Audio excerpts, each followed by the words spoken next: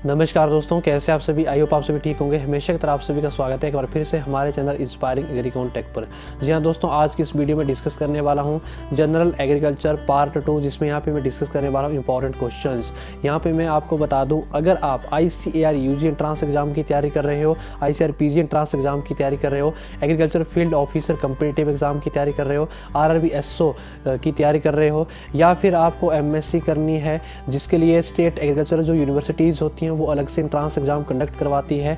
अगर आप entrance exam की तैयारी कर रहे हो, या फिर यहाँ पे मैं आपको बता दूँ जितने भी एग्रीकल्चर कम्पिटिटिव एग्ज़ाम है अगर आप तैयारी कर रहे हो, तो ये वीडियो आप सभी के लिए इंपॉर्टेंट है, बेनिफिशियल है, क्योंकि यहाँ पे मैं सिर्फ और सिर्फ इंपॉर्टेंट क्वेश्चंस डिस्कस करने वाला हूँ जो एग्रीकल्चर से हर बार कम्पिटिटिव एग्ज़ाम में यहाँ पे आते हैं और इंट्रांस एग्ज़ाम में पूछे जाते हैं। तो यहाँ पे दोस्तों, अगर आपने अभी तक हमारे जो अदर सोशल मीडिया प्लेटफॉर्म है वो अभी तक आपने ज्वाइन नहीं किए हैं, तो जल्दी से टेलीग्राम चैनल आप जल्दी से ज्वाइन करें, जहाँ पे हम क्विज़ डेली बेसिस पे रखते हैं, और इंस्टाग्राम पे आप जल्दी से फॉलो करें, वहाँ पे भी आपको इंपॉर्टेंट पोस्ट मिलती रहती है, और यूट्यूब पे जल्दी से सब्सक्राइब कर लें इसी तरह की वीडियो को देखने के लिए।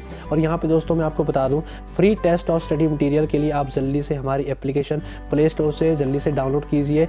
एप्लीकेशन का लिंक डिस्क्रिप्शन बॉक्स पे दिया गया है। एप्लीकेशन इंस्पायरिंग एग्रीकॉन के नाम से प्ले स्टोर पे है, आप जल्दी से सर्च करके डाउनलोड कीजिए। वहाँ पे आपको फ्री टेस्ट और स्टडी मटीरियल वहाँ पे आपको मिल जाएंगे। तो दोस्तों यहाँ पे हम डिस्कस करेंगे first question, the term agriculture is derived from which language. यहाँ पे जो ऑप्शन है आपको यहाँ पे स्क्रीन पे विजुअलाइज अच्छे से हो रहे हैं। फर्स्ट ऑप्शन है ग्रीक लैंग्वेज, सेकंड ऑप्शन है B option Latin language, C option है अरेबिक लैंग्वेज, डी ऑप्शन है फ्रेंच लैंग्वेज। तो दोस्तों यहाँ पे जो वर्ड एग्रीकल्चर है, एग्रीकल्चर जो शब्द है वो कौन सी भाषा से लिया गया है। तो दोस्तों मैं आपको यहाँ पे बता दूँ, इसका जो सही आंसर है वो है B option, that is Latin language. यानी कि लैटिन लैंग्वेज से आपका जो एग्रीकल्चर शब्द है, एग्रीकल्चर वर्ड है, वो लिया गया है। ये बहुत ही इंपॉर्टेंट क्वेश्चन है। देन नेक्स्ट यहाँ पे सेकंड क्वेश्चन हम डिस्कस कर लेते हैं। The productivity of soil is lost due to cultivation of same hands crop is shifted to other warrant land is non age. यानी कि जब एक सॉइल की प्रोडक्टिविटी लॉस हो जाती है, यानी कि आपने एक ही जगह पे क्या लगाई है, एक ही क्रॉप आपने बार बार अगर आप एक ही जगह पे लगा रहे हो, तो उसकी जो सॉइल है, उसकी जो प्रोडक्टिविटी है वो यहाँ पे लॉस हो जाती है। तो क्या होता है कि तो सॉइल की जो प्रोडक्टिविटी लॉस हो जाएगी, तो फिर क्या होगा, जो अदर सॉइल है, अदर फील्ड पे आपको वो क्रॉप लगानी पड़ेगी। यानी कि एक सॉइल से हटकर दूसरी सॉइल में क्रॉप को कल्टीवेट करना क्या कहलाता है, वो आपसे यहाँ पे पूछा गया है। फर्स्ट ऑप्शन आपके पास है सस्टेनेबल एग्रीकल्चर, सेकंड ऑप्शन आपके पास है B option precision farming, C option आपके पास है response farming, and D option है शिफ्टिंग कल्टीवेशन। तो सो गाइस मैं आपको यहाँ पे बता दूँ, इसका जो राइट आंसर है वो डी ऑप्शन शिफ्टिंग कल्टीवेशन। यानी कि अगर फॉर एग्जाम्पल हम यहाँ पे मान के चले, अगर राइस क्रॉप आप एक ही फील्ड पे बार बार लगाते हो, तो क्या होगा कि जो सॉइल की जो प्रोडक्टिविटी है वो लॉस हो जाएगी, प्रोडक्टिविटी कम हो जाएगी। तो आपको क्या करना पड़ेगा, राइस एक फील्ड से हटाकर आपको दूसरी फील्ड पे लगाना पड़ेगा।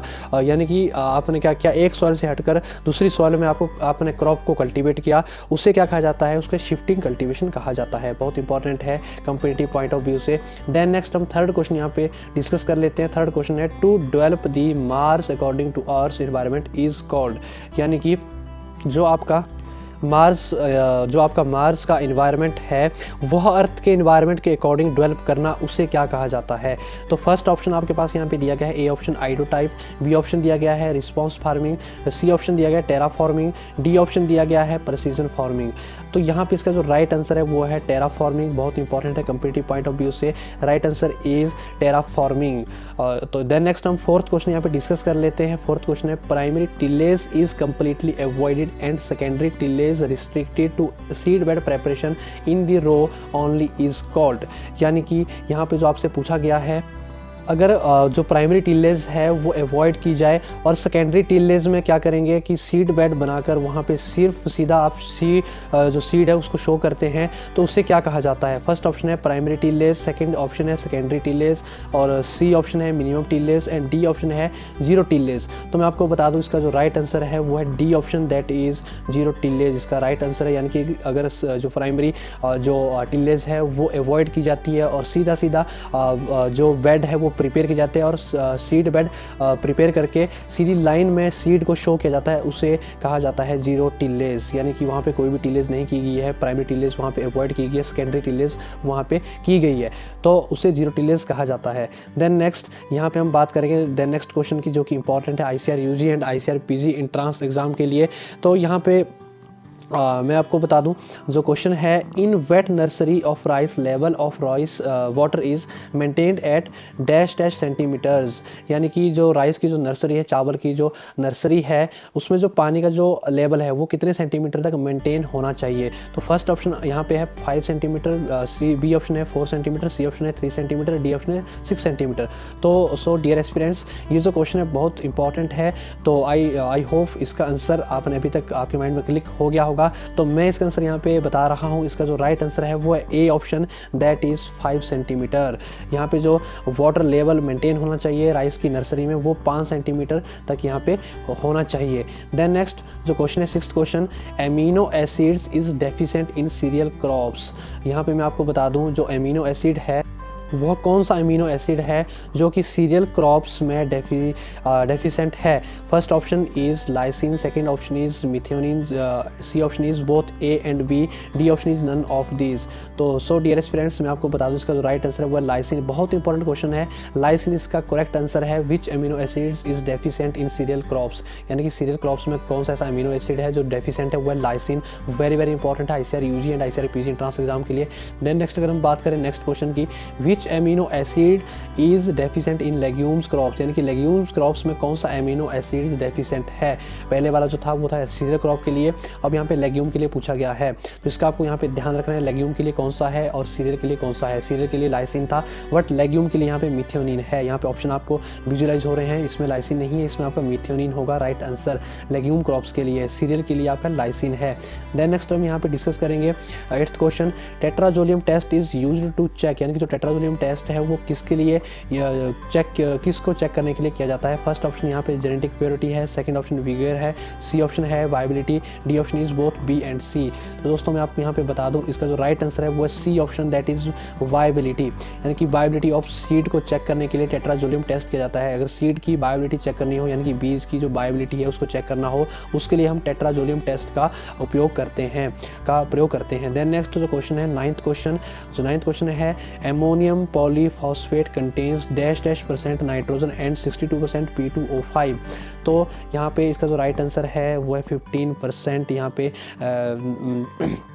नाइट्रोजन एमोनियम फॉस्फेट में पॉलीफॉस्फेट में पाई जाती है।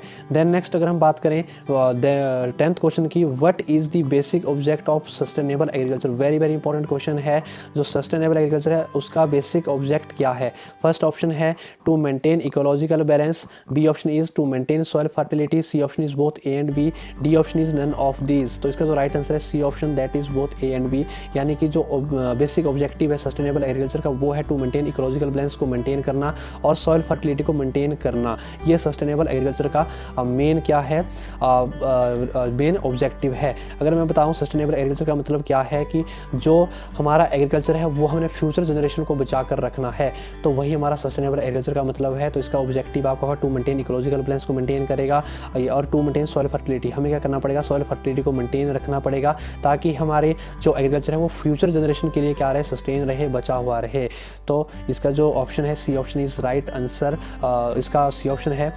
तो आज की वीडियो में इतना ही। बाकी सो गाइज, अगर कोई भी आपका डाउट हो, कन्फ्यूजन हो, कमेंट बॉक्स पे कमेंट करके आप पूछ सकते हैं। बाकी इंस्टाग्राम पे हमें जल्दी से फॉलो कीजिए, वहाँ पे हमें पर्सनल मैसेज करके आप कोई भी आपकी क्वारी हो आप पूछ सकते हैं, आपको जल्दी से वहाँ पे रिप्लाई मिलेंगे। बाकी प्ले स्टोर पे हमारी एप्लीकेशन है, उसको जल्दी से डाउनलोड कीजिए, वहाँ पे आपको फ्री स्टडी मटेरियल आपको वहाँ पे मिलेगा। और दूसरी बात मैं कह दूँ, क्विज़ के लिए आप जल्दी से टेलीग्राम पे ज्वाइन हो जाइए। बाकी इसी तरह की जो क्वेश्चन सीरीज़ हैं ICAR UG और ICAR PG के लिए आपको हर एक सब्जेक्ट की यहाँ पे मिलेगी इसी यूट्यूब चैनल के माध्यम से। तो आप जल्दी से क्या करें, इसी चैनल को जल्दी से सब्सक्राइब करें, बेल आइकन को प्रेस करना ना भूलें, ताकि दोस्तों समय समय पर हमारे नेक्स्ट वीडियो की नोटिफिकेशन आप तक सबसे पहले पहुँचे। धन्यवाद।